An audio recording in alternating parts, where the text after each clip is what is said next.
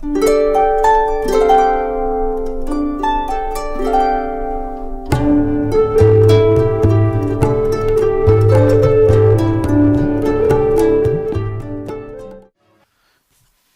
de vuelta en su programa desde la trinchera. Estamos hablando sobre el desempeño de la División Azul. Nos quedamos en que cuando mandan a los rusos, los dejan en Polonia y los mandan caminando. Y entonces, originalmente, la misión original de la División Azul era la de apoyar al grupo de Ejército Centro en la ofensiva contra Moscú, en la Operación Tifón. Sin embargo, como los españoles ya se granjearon de una pésima fama de pendencieros, de mugrosos y de problemáticos, decide Hitler mandarlos mejor al frente de Leningrado, a donde, como ya las tropas alemanas, la semana pasada les platicábamos eso, les quitan tropas y tanques al grupo de ejércitos norte, porque ellos son los que se van a encargar de atacar allá en Moscú. Entonces, las primeras operaciones, la primera operación de peso de los españoles es en algo que se llamaba el río Bolshov. El Bolshov es una posición a donde los españoles tienen que tomar una cabeza de puente, y de ahí defenderla para que las tropas alemanas avancen. La primera batalla, que el bautismo de fuego de los españoles, se empiezan a quitar esa imagen de malos soldados, porque envían a un grupo de esquiadores españoles, 200 esquiadores españoles, para que vayan a salvar a un grupo de 500 alemanes que habían quedado encerrados en una bolsa, y entonces logran su cometido, pero de los 200 esquiadores se mueren 180. Y entonces, pero lo que es importante de esto es que logran su objetivo. A pesar de la cantidad de pérdidas espantosas, logran su objetivo. Y entonces se comienzan a quitar ese estigma de que los españoles no son buenos soldados. ¿Y qué es lo que sucede?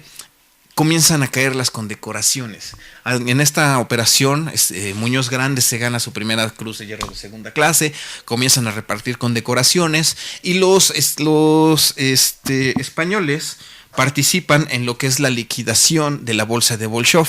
En la bolsa de Bolshov, los alemanes, junto con los españoles, encierran a un grupo de 100,000 soldados soviéticos y comienzan a liquidarlos. En una bolsa es que los encierran, y el chiste es que no salgan de ahí para que se mueran de hambre o hasta que se rindan.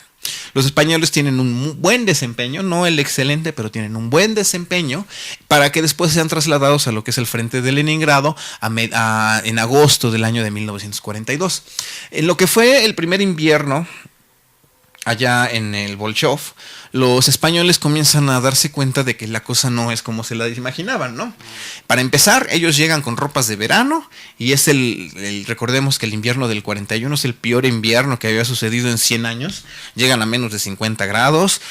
Las tropas de invierno, las ropas de abrigo que les había mandado Franco, les vienen llegando por ahí de mayo del 42, y eso no les llegan a todos. Entonces comienzan lo que son las bajas por frío, por congelación, comienzan a morirse de enfermedades. Se dan cuenta de que los alemanes, independientemente de que no los tengan así como que en super alta estima, los alemanes son personas muy diferentes a ellos, porque el español, mencionan, pues el español en realidad no odia a nadie porque sea blanco, negro, rojo, o porque sea, ellos solo iban a luchar contra el comunismo.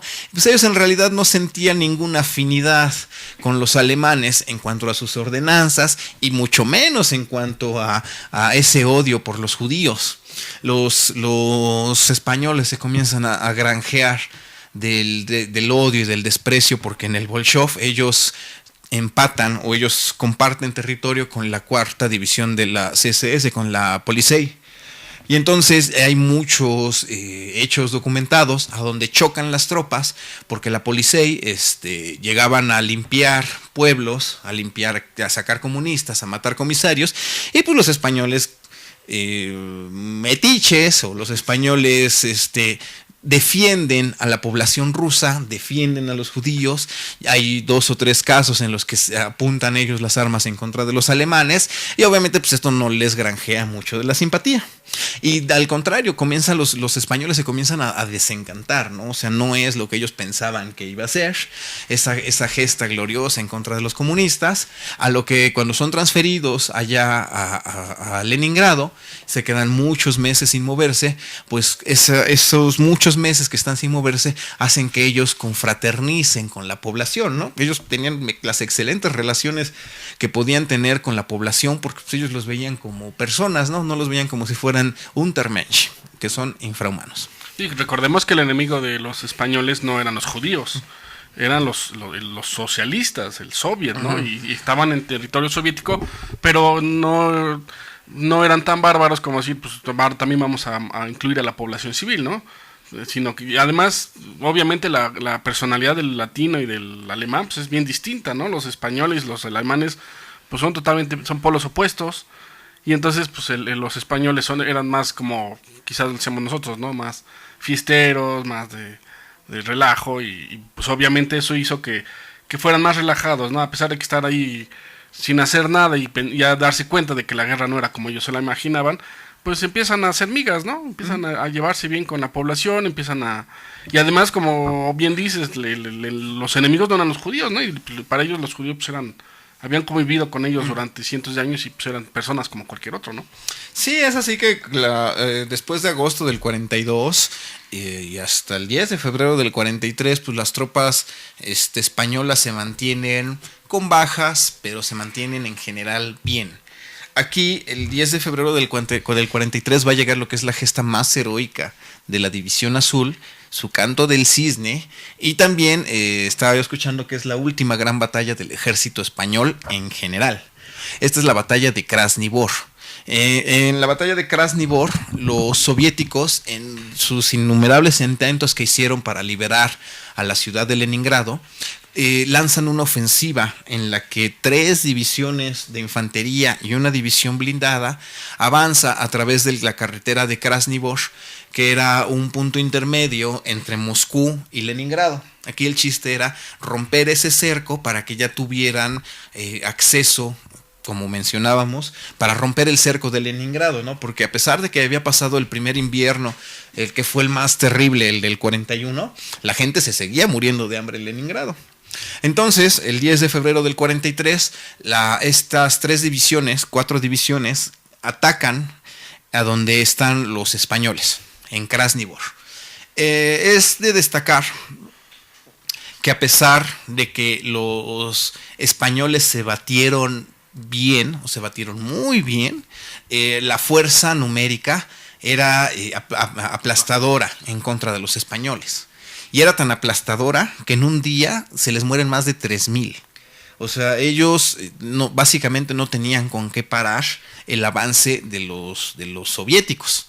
Porque les lanzan katiushkas, porque les lanzan un montón de artillería, porque llegan los tanques, porque los españoles no tienen blindados, sí tienen artillería antitanque, pero no suficiente para batirte en contra de una división blindada de los soviéticos, porque ya no tenían aparte tropas de refresco. Y entonces es así que la batalla de Krasny Bor es su más gloriosa batalla, pero a su vez es su canto del cisne. Porque cuando las noticias llegan a España de que en un día se les murieron entre 2,000 y 3,000 españoles, que de por sí su fuerza original de 19,000 ya había bajado a 15,000, porque el primer llamamiento a tropas fue un súper exitazo, ¿no? Pero cuando empiezan a pedir en España tropas para llenar las filas de los hombres que se iban muriendo o que iban cayendo heridos, ya no goza de tanta popularidad. Y entonces, ¿qué es lo que sucede? Para llenar esas filas, los españoles les proponen a aquellos prisioneros que tenían, prisioneros republicanos que cayeron prisioneros de los franquistas, pues si quieres lavar tu sangre y si quieres regresar a España como todo un hombre, pues vete a romper el queso en contra de los comunistas. Y entonces comienzan a llenar las filas con estos hombres de dudoso valor, de dudoso lealtad. No estaban motivados. Ajá, ¿no? Obviamente, pues muchos así como que, pues sí, ¿no? ¿Cuál era el chiste de irte a la División Azul? Que a tu familia le pagaban 1,000 pesetas porque tú estuvieras como combatiente, más tu sueldo como combatiente. Entonces, pues 1,000 pesetas era una lana considerable. Las familias de aquellos republicanos que eran prisioneros no tenían derecho absolutamente a nada. Eran gente que se moría de hambre porque como a su hijo, su papá o su tío, quien sea, había sido republicano, les cerraban las puertas. Entonces, el que tú te fueras, pues era una buena oportunidad para que tu familia dejara de ser una familia de parias. Entonces, muchos se van allá a llenar las filas de la División Azul, pero no son suficientes.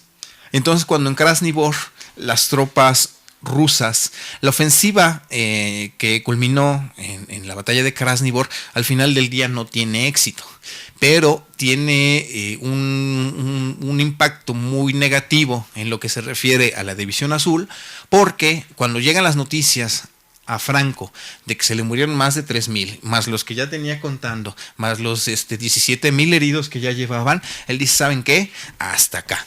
¿Y qué es lo que sucede aparte? Que sigue avanzando el tiempo, llega lo que es la batalla de Kursk, los alemanes no ganan en Kursk, llegan los desembarcos en Sicilia, los aliados estaban hablando amigablemente con Franco, diciéndole que ya quitara su esfuerzo de guerra para apoyar a los alemanes, pero se lo decían con un bate en la mano.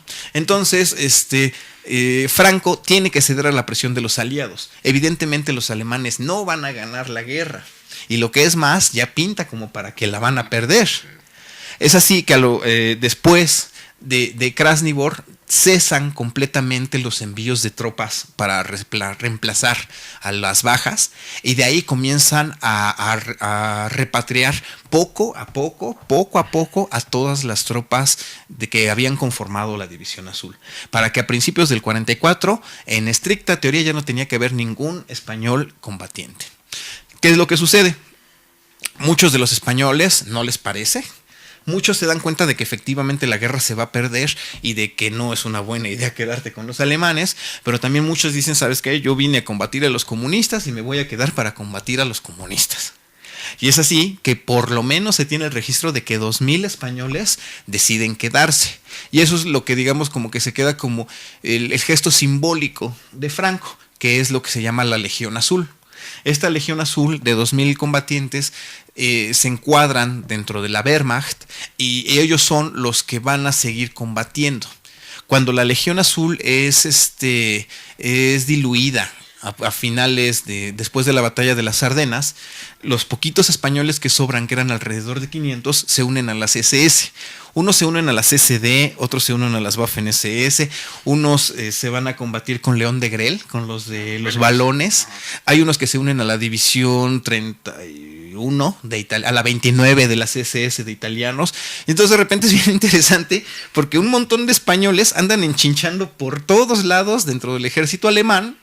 Existe el libro de un tipo que se apellida Esquerra. Esquerra, quien menciona que según él defendió las puertas de la Cancillería del Reichstag, que es un fraude de libro. Sin embargo, que el tipo sí existió. O sea, aquí lo que es importante es que el tipo sí existió, y que poquito de lo que él dice es cierto, ¿no? Pero lo que sí es cierto es que sí hubieron unos españoles que estuvieron en Berlín.